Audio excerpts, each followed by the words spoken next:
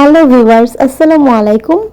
বিকেলবেলার নাস্তায় সহজভাবে তৈরি করে নেওয়া যায় এমন একটি রেসিপি আজকে আপনাদের সাথে শেয়ার করব। এই স্ন্যাক্সটি শুধুমাত্র আলু আর ময়দা দিয়ে তৈরি করেছি।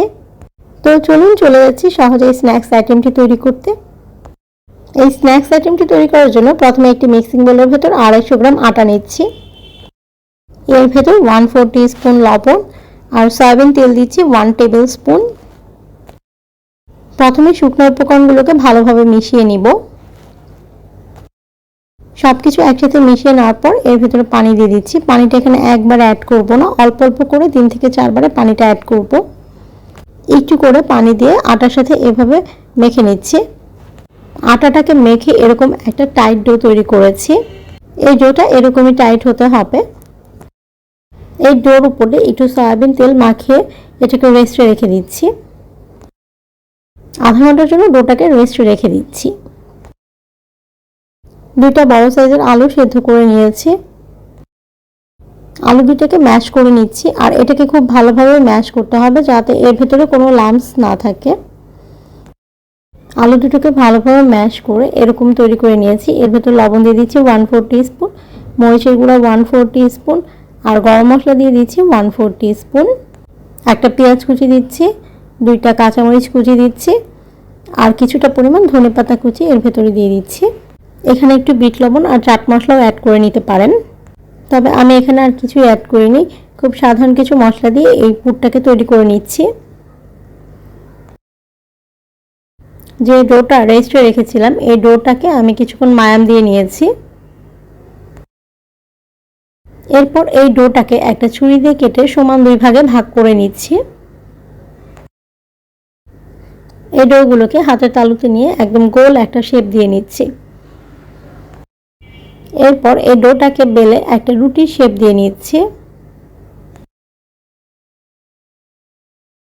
এরকম দুইটা বড় সাইজের রুটি বেলে নিয়েছি। একটু খেয়াল রাখতে হবে রুটি দুইটা যাতে এক সমান হয়। এই রুটিটাকে একটু পাতলা করে বেলেছি, খুব বেশি মোটা করিনি। রুটিটা যত বেশি পাতলা হবে স্ন্যাক্সটা তত বেশি ক্রিস্পি হবে। আলুর যে পুরটা তৈরি করে রেখেছিলাম এই পুরটা একটা রুটির উপর দিয়ে ভালো করে এভাবে স্প্রেড করে দিচ্ছি। সম্পূর্ণ রুটির উপর দিয়ে এটাকে স্প্রেড করে দিব। একটা রুটির উপর দিয়ে এই আলুর পুরটাকে এভাবে ছড়িয়ে দিয়েছি। এর উপর দিয়ে আরেকটা রুটি দিয়ে এই পুরটাকে ভালো করে ঢেকে দিচ্ছি।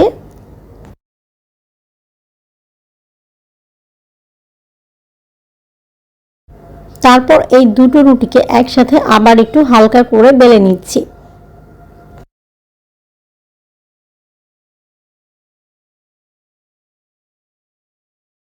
এখন এই রুটিটাকে এক পাশ থেকে কেটে নেব।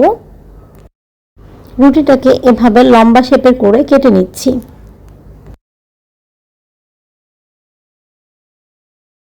সম্পূর্ণ রুটিটাকে এভাবে কেটে নিচ্ছি।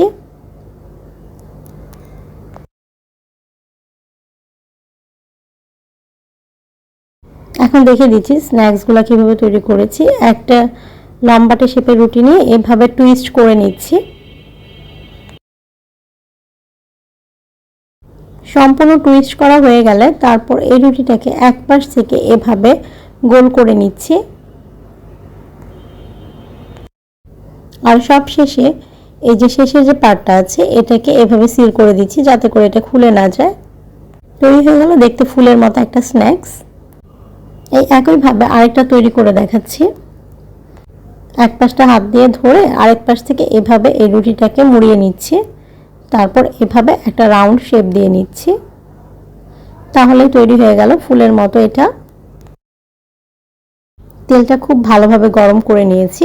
তারপর এই স্ন্যাক্স আইটেমগুলোকে এই তেলের ভেতরে দিয়ে দিচ্ছি। একসাথে 4টা করে ভেজে নিচ্ছি। চুলার আঁচ মিডিয়াম টু হাইতে রেখে ভাজতে হবে। একটা পাশ যখন ভালোভাবে হয়ে যাবে বা লাল কালার হয়ে যাবে তারপর এটাকে উল্টে দিচ্ছি। সবগুলো স্ন্যাক্স আইটেম এভাবে উল্টে দিচ্ছি। আর একটা পাশ কিন্তু হয়ে গেছে, ওই লালচে কালার হয়ে গেছে। এই স্ন্যাক্সগুলো দুইটা পাশে এরকম হালকা লালচে কালার করে ভেজে নিয়েছি। এই স্ন্যাক্সটা একটু ক্রিস্পি করতে চাইলে অবশ্যই এটাকে লালচে কালার করে ভেজে নিতে হবে। এখন এটাকে উঠিয়ে নিচ্ছি। এভাবে সহজভাবে তৈরি করে নিলাম সন্ধ্যার এই স্ন্যাক্স আইটেমটিকে।